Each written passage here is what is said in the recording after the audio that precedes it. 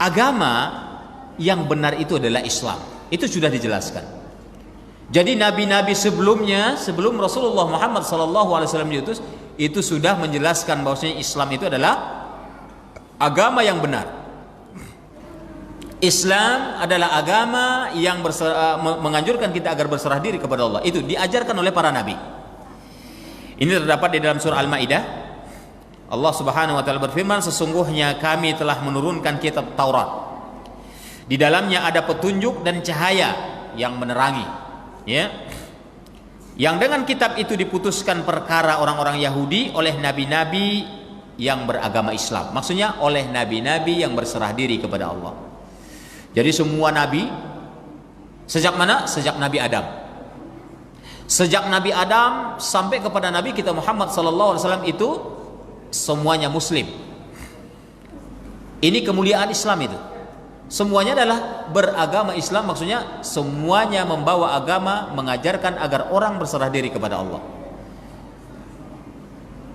Tapi yang disebut Rasul sama Nabi beda ya.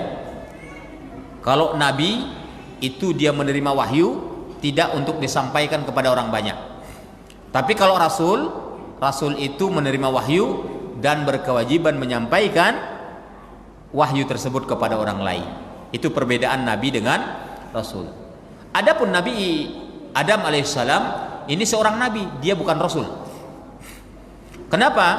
Karena di keturunan beliau, ya Adam alaihissalam ini tidak ada yang menyekutukan Allah. Itu belum ada. Kapan orang menyekutukan Allah itu? Itu di zaman sebelum diutusnya Nabi Nuh alaihissalam. Ketika Nabi Nuh alaihissalam ada itu atau diutus Allah, ketika manusia itu sudah mulai memalingkan ibadah mereka kepada Allah, mereka meminta kepada makhluk. Awal mulanya mereka itu menyembah kepada manusia. Kok bisa? Iya, di akhir atau sebelum diutusnya Nuh alaihissalam itu ada beberapa orang soleh yang mengajari ajaran agama tersebut kepada mereka, ajaran Islam itu. Kemudian meninggallah orang soleh tadi.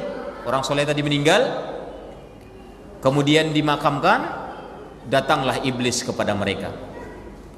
Datang iblis sama seperti dia mendatangi Siti Hawa. Datang iblis kepada pengikutnya orang-orang soleh tadi, yang belajar dengan orang soleh tadi. Apa kata iblis itu? Kamu memang murid tak tahu diri, katanya. Loh kok bisa? Iya. Masa gurumu meninggal kau biarkan saja? Coba dibuat fotonya. Dibuat fotonya. Gambar, waktu itu belum ada fotografer ya. Ya, dilukis. Ya. Akhirnya apa dia bilang? Coba bawa ke majelis taklimmu. Biar lebih khusyuk, mengingatkan atau mengenang. Ya. Akhirnya dibuat mengenang. Setelah lepasnya generasi tersebut, datang pula iblis. Berganti generasi nih. Datang iblis tadi. Kalian memang betul-betul lah katanya. Masa cuman gambar aja, coba dibuat patung katanya. Awal mulanya terjadi buat patung itu kan di situ. Coba kamu buat patung katanya. Iya juga ya. Patung dibuat. Jadilah bentuk patung. Dibawa ke majelis. Lama-lama apa yang terjadi? Berganti generasi, datang lagi iblisnya bilang, itu orang soleh loh. Ya, itu orang soleh. Cobalah kamu minta sama dia. Kamu kan orang berdosa, coba minta tolong sama dia biar disampaikannya ke Allah. Ini akhirnya terjadilah meminta kepada patung tadi, ya, meminta. Akhirnya apa yang terjadi setelah mereka lakukan itu? Diutuslah Nuh alaihi salatu wassalam. Untuk apa? Untuk mengembalikan ajaran Islam itu kepada mereka. Karena Islam itu berserah diri mutlak kepada Allah, bukan pakai perantara. Ya. Perantara tidak diterima. Boleh kita berwasilah itu hanya dengan orang yang masih hidup. Berwasilah itu membuat perantara. Misalnya tuan guru kita masih hidup dia, kiai, pak ustadz, apa itu? Tolong doakan saya biar murah rezeki saya. Enggak apa-apa, orang masih hidup. Biar dia minta tolong. Itu boleh. Jangan pula nunggu meninggal pula dia dulu minta tolong.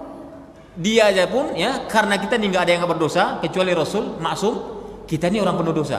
Minta tolong pula ke dia. Kalau dia bisa ngomong dia, aku aja minta tolong sama kalian mestinya ini gitu. Kenapa? Karena dia sendiri pun belum tentu bebas dari dosa, karena dia bukan maksum. Dengan apa lagi boleh kita berwasilah kepada Allah di dalam doa kita? Boleh kita berwasilah dengan amal soleh. Masih ingat barangkali Bapak Ibu kisah ada 3 orang pemuda yang terkurung di dalam gua, ya, batu besar meluncur ke mulut gua itu, nggak bisa disorong. Berusaha mereka untuk keluar, tidak bisa, tidak ada celah cahaya masuk ke dalam, gelap gulita di dalam. Apa yang menolong mereka? Yang menolong mereka itu adalah amal solehnya. Ya Allah, andai kata dulu yang pernah aku lakukan itu sebuah amal yang Engkau ridhoi ya Allah, itu adalah amal solehku, maka dengan itu tolonglah bukakan. Bergeser batu itu. Wah, besar kali ilmu orang ini. Bukan ilmu, itu kehendak Allah.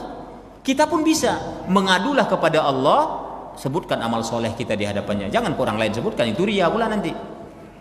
Ya, jangan ke orang lain adukan permasalahan kita, adukan ke Allah. Sebutkan amal soleh kita. Ya Allah, kemarin saya sudah bersedekah, andai kata itu amal soleh yang aku lakukan Engkau ridhoi, maka tolonglah dengan perantaraan itu murahkanlah rezekiku. Enggak apa-apa, minta tolong kepada Allah dengan amal soleh kita. Enggak boleh kepada benda-benda tertentu, ya?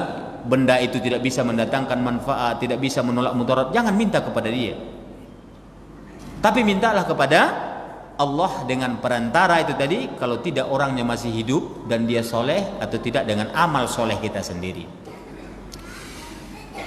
Bapak-bapak dan ibu-ibu yang dirahmati Allah Subhanahu wa ta'ala, kemudian di dalam agama kita ini sebenarnya telah terdapat rambu-rambu yang harus kita taati. Karena hakikatnya ajaran agama kita itu anjuran memerintahkan kepada yang baik, meninggalkan kepada perkara yang buruk. Itu diantara kemuliaan Islam. Sehingga ketika orang itu mengamalkan ajaran agamanya, ini akan damai semuanya. Akan damai, tidak ada kerusuhan. Kenapa? Karena Islam itu mengajarkan kedamaian. Orang menuduh kita hari ini sebagai orang Islam itu sebagai teroris katanya. Dikit-dikit ada ciri jenggotan, teroris. Ini sebenarnya perbuatan orang-orang kafir. Ini tuduhan orang-orang kafir biar citra Islam itu buruk. Kenapa? Karena paling banyak yang melakukan kekonyolan itu memang orang Islam sendiri. Ya, ini perlu kita sadari. Kenapa? Karena jahilnya dia memahami agamanya. Dia tidak mengerti hakikatnya agamanya. Kalau Islam tidak pernah mengajarkan kekerasan, tidak pernah mengajarkan pertumpahan darah.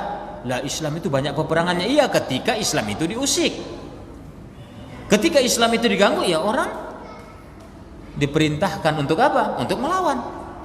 Ya. Tapi ketika Islam itu tidak diusik, damai, Islam itu lebih damai daripada yang lainnya. Di zaman dulu Rasulullah SAW, kenapa terjadi beberapa peperangan? Itu karena setelah dikirimnya surat mursalah, dia dikirim surat ke beberapa raja yang ada di daerah-daerah seperti di Basrah misalnya, ya, seperti di